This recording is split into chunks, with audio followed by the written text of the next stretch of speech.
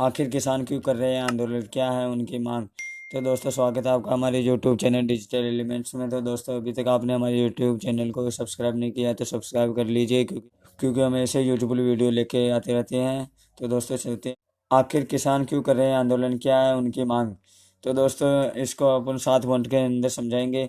तो पहला पॉइंट है दोस्तों किसानों के बारे में। किसानों को सबसे बड़ा डर न्यूनतम समर्थन मूल्य मूल्य खत्म होने का है। इस बिल के जरिए कि सरकार ने कृषि उपज मंडी समिति यानी मंडी से बाहर भी कृषि कारोबार का रास्ता खोल दिया है। आपको बता दें कि मंडी से बाहर भी ट्रेड एरिया घोषित हो गया है। मंडी के अंदर लाइसेंसी ट्रेड किसान से उसकी उपज एमएसपी पर लेते हैं, लेकिन बाहर कारोबार करने वालों के लिए एमएसपी को बेंचमार्क नहीं बनाया गया, इसलिए मंडी से बाहर एमएसपी मिलने की कोई गारंटी नहीं है। तो दोस्तों किसानों की इसी बात का डर सता रहा है। तो चलते हैं दोस्तों दूसरे पॉइंट पे। सरकार ने बिल में मंडियों को खत्म करने की बात कही पर भी नहीं लिखी है, लेकिन उसका इम्पैक्ट मंडियों को तबाह कर सकता है। इसका अंदाजा लगाकर किसान डरा हुआ है, इसलिए आड़तियों को भी डर सता रहा है। इस मसले पर किसान और आड़ती एक साथ है। उनका मानना है कि मंडियाँ बचेगी तभी तो किसान उसमें एमएसपी पर अपनी उपज बेच पाएगा। तो दोस्तों चलते हैं तीसरे पॉइंट के ऊपर। इस बिल में वन कंट्री टू मार्केट वाली नौबत पैदा होती नजर आ रही है, क्योंकि मंडियों के अंदर टैक्स का भुगतान होगा और मंडियों के बाहर कोई टैक्स नहीं लगेगा। अभी मंडी से बाहर जिस एग्रीकल्चर ट्रेड की सरकार ने व्यवस्था की है उसमें कारोबारी को कोई टैक्स नहीं देना होगा, जो कि मंडी के अंदर औसतन 6-7% तक का मंडी टैक्स लगता है।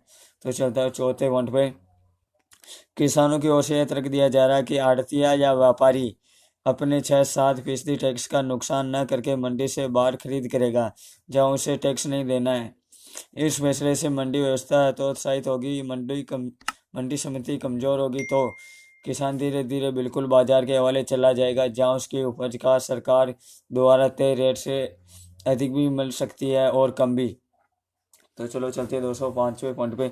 किसानों की चिंता के बीच राज्य सरकारों खासकर पंजाब और हरियाणा को इस बात का डर सता रहा कि अगर निजी खरीदार सीधे किसानों से अनाज खरीदेंगे तो उन्हें मंडियों में मिलने वाला टैक्स का नुकसान होगा। दोनों राज्यों को मंडियों से मोटा टैक्स मिलता है जिसे वे विकास कार्यों में इस्तेमाल करते हैं। हालांकि हरियाणा में बीजेपी का शासन है, इसलिए यहाँ के सत्ताधारी नेता इस मामले पर मौन है। कॉन्ट्रैक्ट फार्मिंग से संबंधित है। यह बिल एक बिल कॉन्ट्रैक्ट फार्मिंग से संबंधित है। इसमें किसानों के अदालत जाने का हक छीन लिया गया है। कंपनियों और किसानों के बीच विवाद होने की सूरत में एसडीएम फैसला करेंगे। उसके अपील डीएम के यहाँ होगी, न कि कोर्ट में। किसानों को डीएम एसडीएम पर विश्वास नहीं, क्योंकि उन्हें लगता है कि इन दोनों पदों पर बैठे लोग सरकार की कठपुतली की तरह होते हैं, वे कभी किसानों की बात नहीं करते।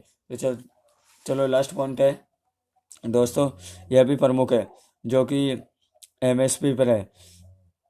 तो देखते हैं दोस्तों 7 पॉइंट। केंद्र सरकार जो बात एक्ट में नहीं लिख रही है उसका ही वादा बार कर रही है, इसलिए किसानों में भ्रम फैल रहा है। सरकार अपने ऑफिशियल बयान में एमएसपी जारी रखने और मंडियां बंद न होने का वादा कर रही है। पार्टी फोरम पर भी यही कह रही है, लेकिन यह बात एक्ट में नहीं लिख रही है, इसलिए शंका और भ्रम है। किसानों को लगता है कि सरकार का कोई भी बयान एग्रीकल्चर एक्ट में एमएसपी की गारंटी देने के बराबरी नहीं कर सकता, क्योंकि एक्ट की वादा खिलाफी पर सरकार को अदालत में खड़ा किया जा सकता है, जो कि पार्टी फॉर्म और बयानों का कोई कानूनी आधार नहीं है। हालांकि सरकार सिरे से किसानों की इन शंकाओं को खारिज कर रही है। तो दोस्तों मुख्य पॉइंट यही है फार्मर प्रोटेस्ट के, किसान आंदोलनों के। तो दोस्तों अभी तक हमारे यूट्यूब चैनल को सब्सक्राइब नहीं किया तो सब्सक्राइब कर लीजिए, क्योंकि इसी प्रकार के इंटरेस्टिंग वीडियो हम लेके आते रहते हैं। दोस्तों जय हिंद जय भारत, धन्यवाद।